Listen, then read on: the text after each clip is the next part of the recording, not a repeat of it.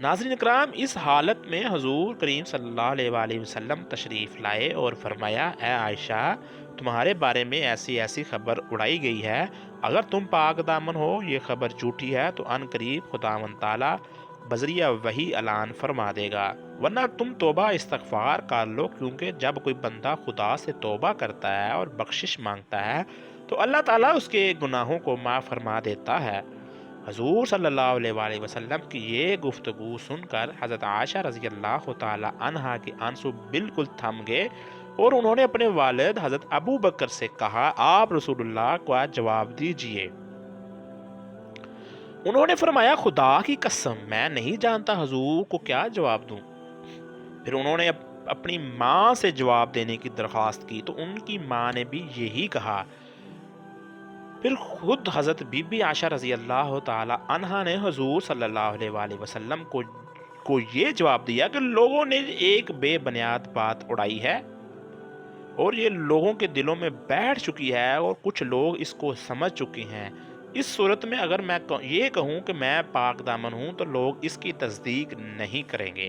اور اگر میں اس کی برائی کا اقرار کر لوں تو سب مان لیں گے، حالانکہ اللہ تعالیٰ جانتا ہے کہ میں اس الزام سے بری اور پاک دامن ہوں۔ اس وقت میری مثال حضرت یوسف علیہ السلام کے باپ حضرت یعقوب علیہ السلام جیسی ہے، لہٰذا میں بھی وہی کہتی ہوں جو انہوں نے کہا تھا۔ اور یہ کہہ کر انہوں نے کروٹ بدل کر منہ پھیر لیا اور کہا، اللہ تعالیٰ جانتا ہے میں اس تہمت سے بری اور پاک دامن ہوں، اور مجھے یقین ہے اللہ تعالیٰ ضرور میری برات کو ظاہر فرما دے گا۔ حضرت بی بی عائشہ رضی اللہ تعالی عنہا کا خواب سن کر ابھی رسول اللہ اپنی جگہ سے اٹھے بھی نہ تھے، ہر شخص اپنی اپنی جگہ پر بیٹھا ہی ہوا تھا کہ حضور صلی اللہ علیہ وآلہ وسلم پر وحی نازل ہونے لگی۔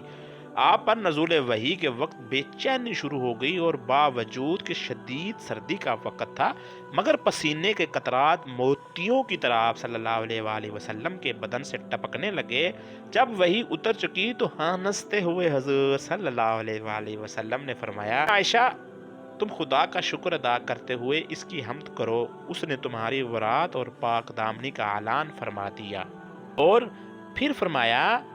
آپ صلی اللہ علیہ وآلہ وسلم نے قرآن کی سورہ نور میں سے 10 آیتوں کی تلاوت فرمائی۔ آیات کے نازل ہو جانے کے بعد منافقوں کا منہ کالا ہو گیا اور حضرت ام المومنین حضرت عائشہ رضی اللہ تعالی عنہا کی پاک دامنی کا آفتاب پوری آب و تاب کے ساتھ اس طرح چمک اٹھا کہ قیامت تک آنے والے مسلمانوں کے دلوں میں نور ایمان سے اجالا ہو گیا۔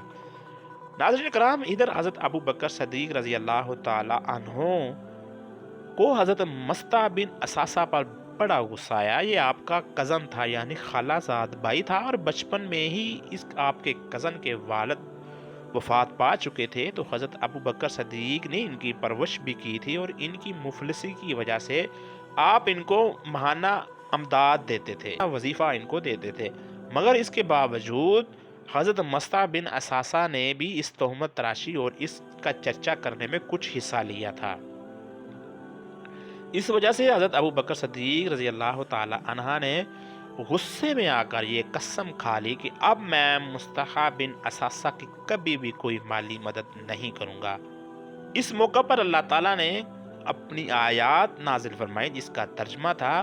اور قسم نہ کھائیں، اور وہ جو تم میں فضیلت والے، گنجائش والے ہیں، قرابت والوں، مسکینوں اور اللہ کی راہ میں ہجرت کرنے والوں کو دینے کی،